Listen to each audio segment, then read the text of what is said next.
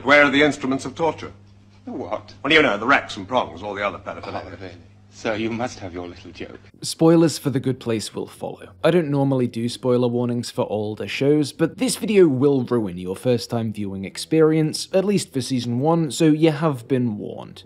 Anyway, The Good Place is a show about philosophy, and there's a wide range of it on display throughout the show's 4 seasons. But what if I told you that there's a complex and specific engagement with existentialism intrinsic to the show, baked into its very premise? Holy mother-forking shirtballs. Let's back up. Okay, The Good Place is a show about a woman, Eleanor Shellstrop, who ends up in heaven, or a non-denominational heaven analog, by mistake. Off topic, but can you even imagine your system being compromised in such a way? Can you imagine malicious intruders being able to sneak their way through your defenses? Well, it happens more than you might think, especially online. Man-in-the-middle attacks, where shady guys prey on public Wi-Fi connections, phishing scams, password attacks, viruses hidden within ordinary-seeming files or advertisements, even DDoS attacks. All these make today's internet a dangerous place, but luckily this video's partner NordVPN comes preloaded with tools to stop all these cyber threats and more. NordVPN and I have sorted you out with a link in the description that'll get you an exclusive deal with 4 whole months for free. It's also, you know, a VPN, so you can reroute your connection across the world in order to, for instance, see region-exclusive content on streamers. So for all you Americans who need another comedy to watch after you've finished your Good Place rewatch, all you gotta do is follow that link, grab the deal, connect to a UK server, and you've got access to It's Always Sunny, Rick and Morty, and plenty more. Don't wait. Get the fastest VPN on the planet. That link is nordvpn.com/pillar, and start getting the most out of your internet connection. Anyway, back to Eleanor's situation. Throughout the first season, she befriends a small circle of confidants,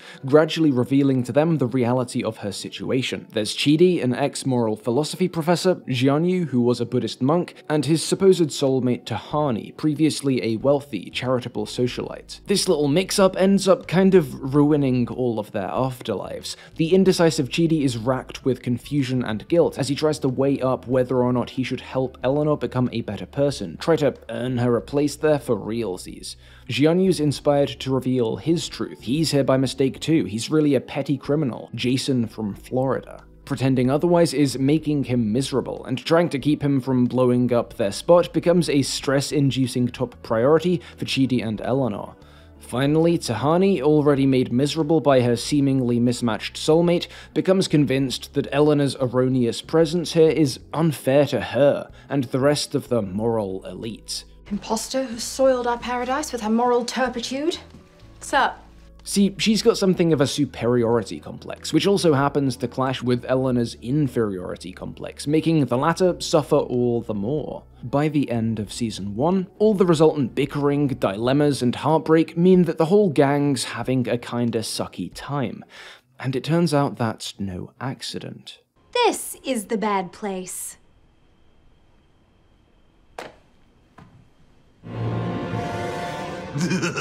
The gang was in the bad place all along. They'd all failed to qualify for paradise, and had been handpicked by Michael here to test out a new style of damnation. Because he knew their lives, dispositions, habits, and so on were so incompatible that they'd unknowingly torture each other. No demons needed. At this point, it seems Michael sees, and the show sees too, that hell is other people. You've probably heard that phrase before, right?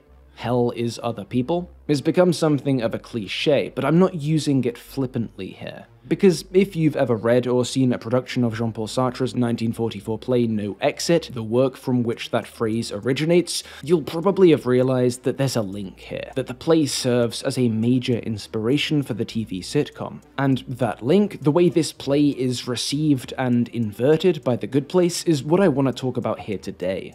No Exit is a one-act play set in a single, nondescript room. No beds, no mirrors, just sofas, centering on just 3 characters: Garçon, Inez, and Estelle. It's immediately apparent that these characters are dead, that this is the afterlife, or at least their afterlife.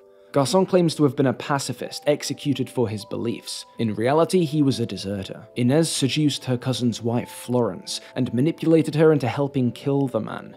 Estelle initially maintains she's there by mistake before admitting she had an extramarital fling and drowned the resulting love child in a move which led her lover to take his own life. These details don't come out easily though, because our three characters do not get along. As the play progresses, it's clear our three figures are uniquely suited to distressing one another. The basic dynamic is as follows. Inez is repulsed by Garçon but infatuated with Estelle. Estelle can't stand her but is desperate to get busy with Garçon. Doing so is the only way she knows to affirm her own self-identity, and Garçon wants to be told he's not a coward, wants to affirm his masculinity. Estelle's no help here because she'll say anything to puff him up, and Garçon knows this, so his validation can only come from Inez, who's far too jealous to ever give it.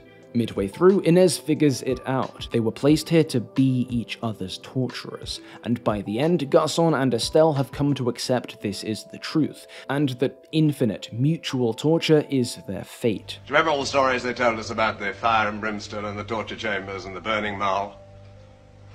There's no need for red-hot pokers. Hell is other people. It should be immediately clear to any viewer who's seen the first season of The Good Place that the show is engaging intimately with no exit.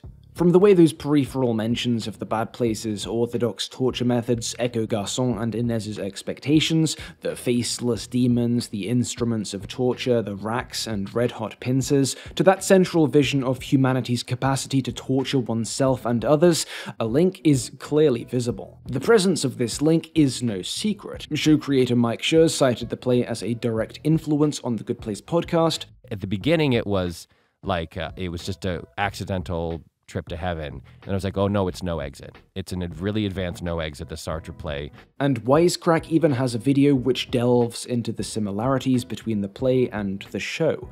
But what that video doesn't do, what a lot of the conversations linking Sartre and The Good Place don't do, is move past those similarities. It's all well and good recognizing that both works offer a similar vision of damnation, that they both identify the gap between one's own perception of oneself and the version of you seen by others, as well as the knock-on effects of this gap as the origin of much human misery.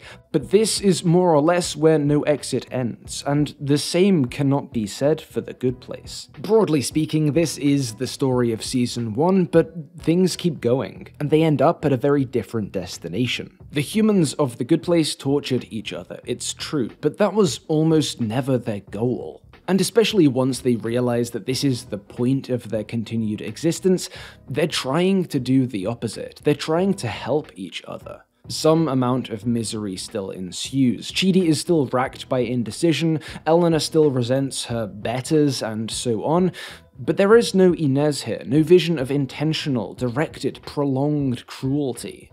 Like the hell of No Exit, Michael's experiment in mutual human torture is successful in the short term, but unlike Sartre's play, it always falls apart. In Season 2, we see instance after instance fail in the same way. We see empathy and basic human connection trump fear and judgment again and again. Across all 4 seasons, the takeaway is clear.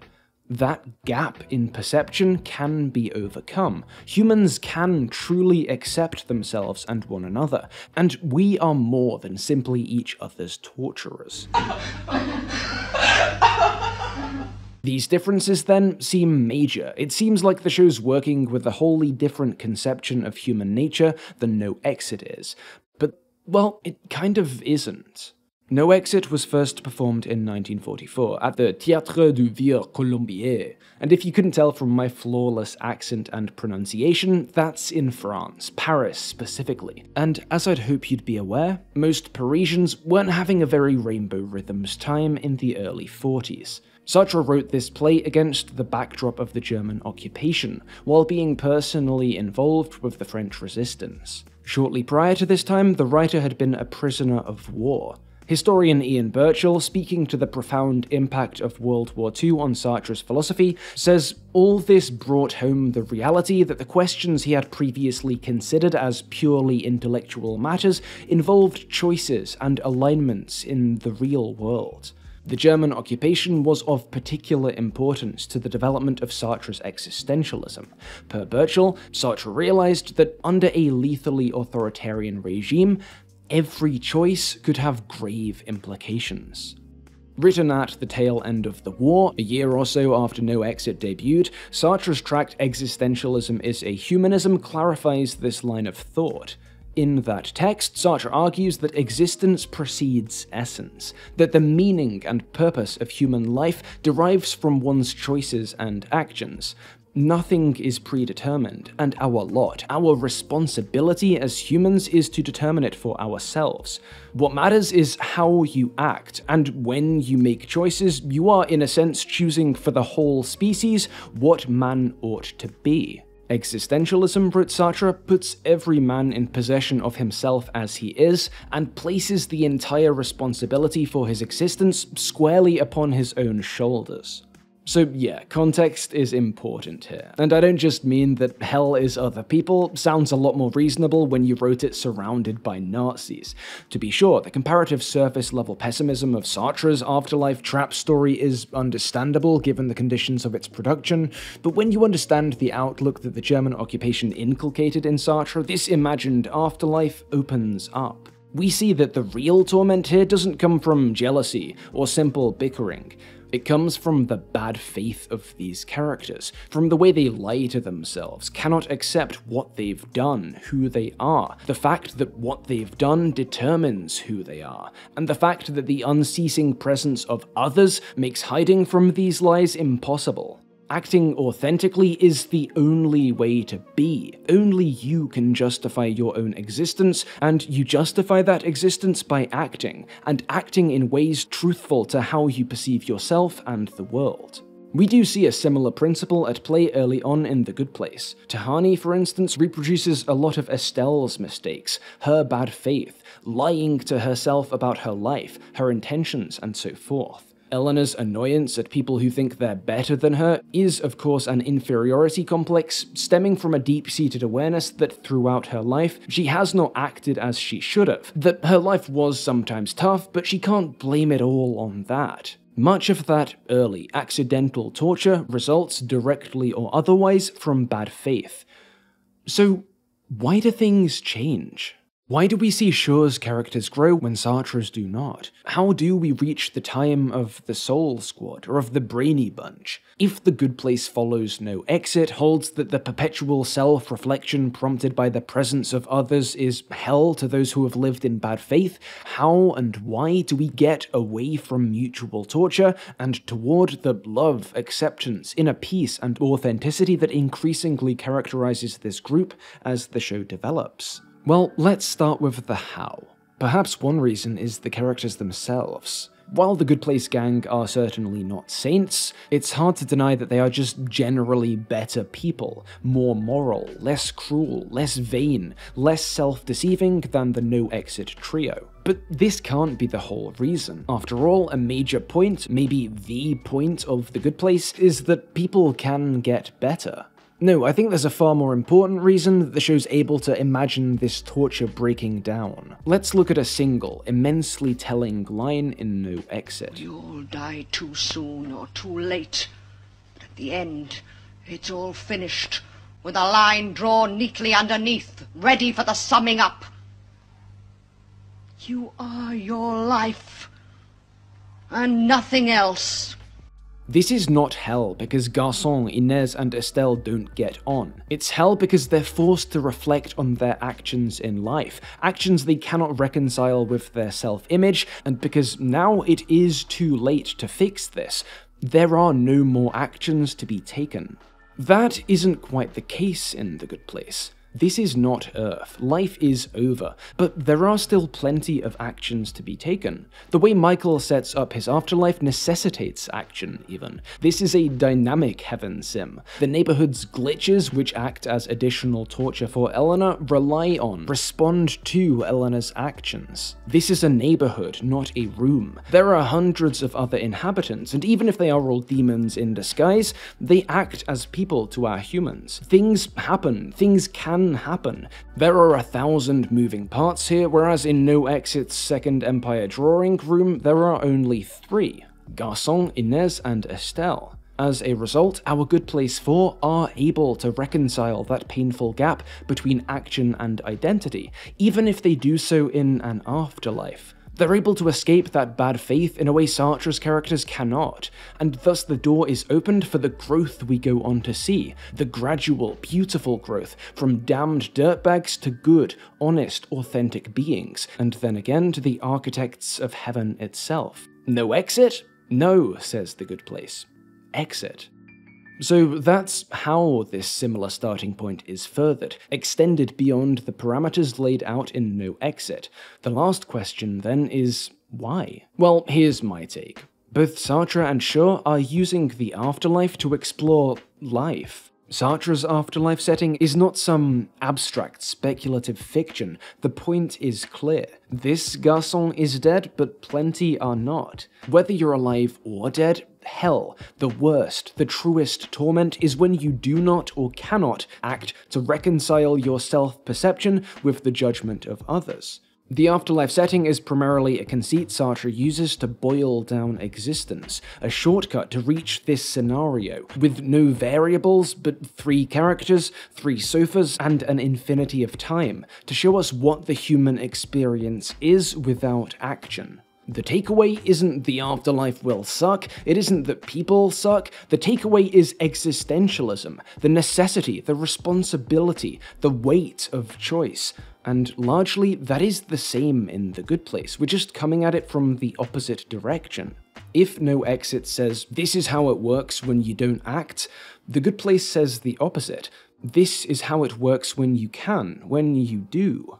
No Exit was formed against the backdrop of World War II, and a tyrannical, fascist occupation. It was written by one man, a man whose circumstances had impressed upon him the cost of individual inaction, had shown in the strongest terms what happens when people do not act. The Good Place, on the other hand, was a deeply collaborative process, written in the richest nation in the history of the world, in an era of widespread international peace.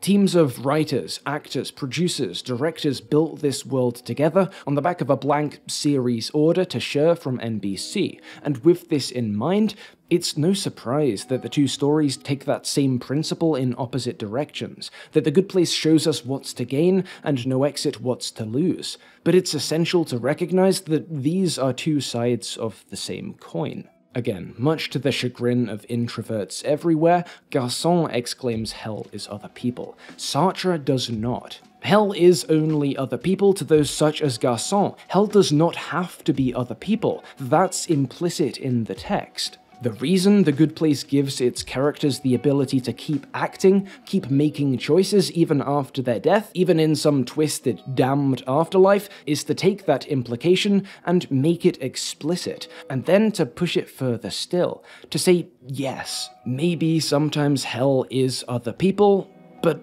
heaven is too.